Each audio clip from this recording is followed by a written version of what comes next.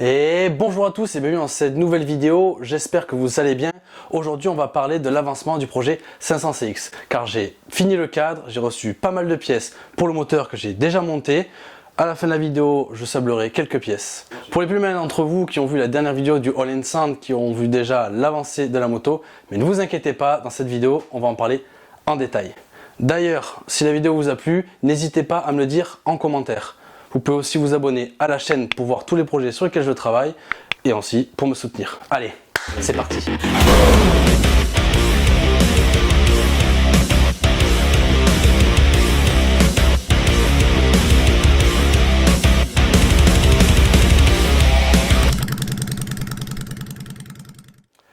Dans la dernière vidéo sur le projet du Street Tracker, on s'est quitté sur le montage du monoamortisseur YSS, mais maintenant j'ai pas mal avancé sur le cadre. Pour le cadre, j'ai utilisé du tube de 27 mm de diamètre, comme le cadre d'origine.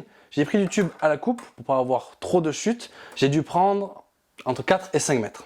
Mais avant de faire le cadre, il me fallait trouver une coque qui habille l'arrière de la moto et qui reçoive la selle. J'ai trouvé sur le site du fabricant Access Composite, une entreprise spécialisée dans les carénages de compétition en polyester, cette coque, donc typée Street Tracker, comme le veut notre projet. Alors, il y a énormément de sites qui proposent des sites Café Racer, Street Tracker. Pourquoi je me suis arrêté sur celle-ci? Tout simplement parce que les feux stop et les clignotants sont intégrés dans la coque et en plus fournis par le constructeur. Cependant, à prévoir le fond de selle qui est aussi sur leur site mais qui n'est pas fourni avec la coque. À partir de là, j'ai cintré les tubes au fond de la coque pour qu'elles épousent parfaitement la coque. J'ai mis un renfort à l'avant, au milieu et à l'arrière. Le renfort avant servira aussi pour fixer le réservoir et le renfort arrière pour fixer les supports de plaques d'immatriculation et le maintien de la coque. Au niveau de l'avant du cadre, les tubes sont coupés de façon à venir épouser parfaitement la poutre du cadre d'origine tout en faisant attention à ne pas gêner les vis de support moteur arrière. Une fois que le haut du cadre est réalisé, il faut venir soutenir le tout. Moi je suis parti du cadre d'origine et j'ai adapté la longueur des tubes pour venir aligner le réservoir avec la coque, tout en respectant l'écartement des deux tubes et l'alignement. C'est le côté le plus chiant au final. Pour la finition du cadre, j'ai bouché le bout en haut. Donc là ça a déjà rouillé, c'est l'impression de la vitesse où ça rouille. J'ai aussi bouché le cadre en bas. Donc là on voit bien ici, c'est où le cadre d'origine partait. Donc on voit bien qu'on est beaucoup plus bas et beaucoup plus large par rapport à ce qu'on vient de faire, qui est beaucoup plus haut et beaucoup plus serré. Et maintenant, quand on vient mettre le réservoir et la coque,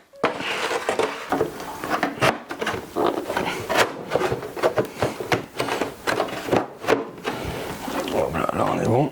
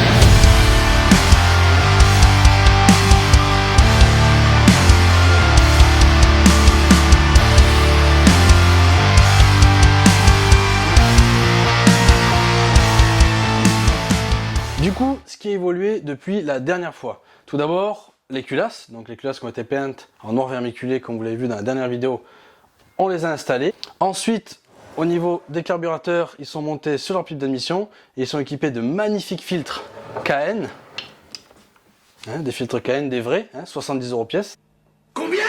Ça fait mal. À l'avant, on retrouve le radiateur d'origine. Alors, dans une vidéo, je vous avais expliqué qu'il y avait une fuite. J'ai acheté à des particuliers plusieurs radiateurs. Ils sont arrivés en mauvais état ou alors ils fuyaient eux-mêmes. Donc, en gros, j'ai réparé mon radiateur avec un produit anti-fuite. Donc, ça fonctionne. À voir, une fois qu'on roule avec, ce que ça donne. Mais pour l'instant, je garde le mien. Il a été entièrement sablé, tout comme le support de moteur avant est peint en noir brillant. J'ai aussi équipé le moteur de Durit Samco Sport rouge, bien plus performante que celle d'origine des années fin 70. Bon, il faut encore que je modifie les colliers, parce que c'est des colliers qui sont pas du tout adaptés. Je pense qu'à la longue, ça va venir couper mon tube. Donc il y a encore une petite modification à faire à ce niveau-là. Je vais aussi voir si je le fais sur mesure ou alors il y a des fabricants qui le font, rajouter une grille pour le radiateur. D'ailleurs, pour le sablage et les pièces, c'est sur mon Instagram qui apparaît juste là. N'hésitez pas à aller voir les photos. Et maintenant, on va passer aux pièces à sabler.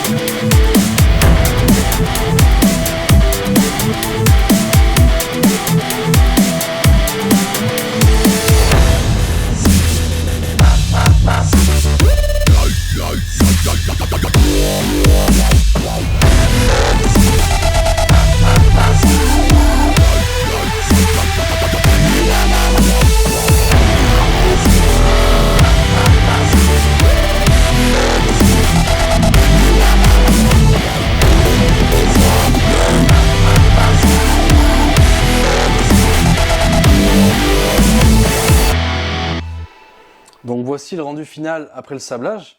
Donc bon, les pièces n'étaient pas vraiment attaquées, mais bon, pour les peindre, c'est mieux de les sabler. Ça a quand même un rendu vraiment super cool, je trouve. Voilà, c'est la fin de cette vidéo. J'espère qu'elle vous aura plu. N'hésitez pas à me dire dans les commentaires. Un petit pouce bleu pour le référencement, ça fait toujours plaisir. Et on se retrouve dans une nouvelle vidéo. À la prochaine.